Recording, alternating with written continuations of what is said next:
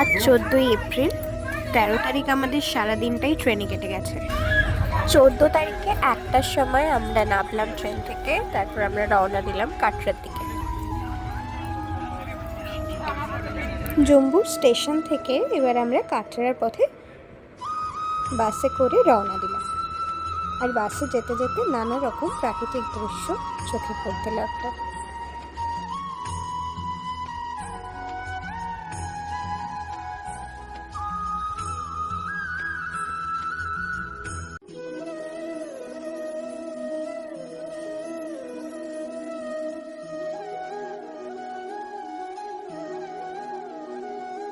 এটা ছিল আমাদের কাটরার হোটেল।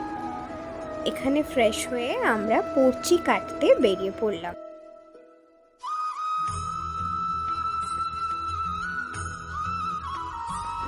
বেশ কিছুক্ষণ লাইনে দাঁড়াতে হয়েছিল কার্ডটা জোগাড় করার জন্য।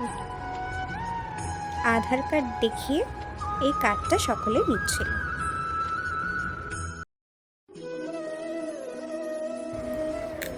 তারপরে আমরা যাত্রা শুরু করলাম কাটরা মা বৈষ্ণব দেবীর দর্শন।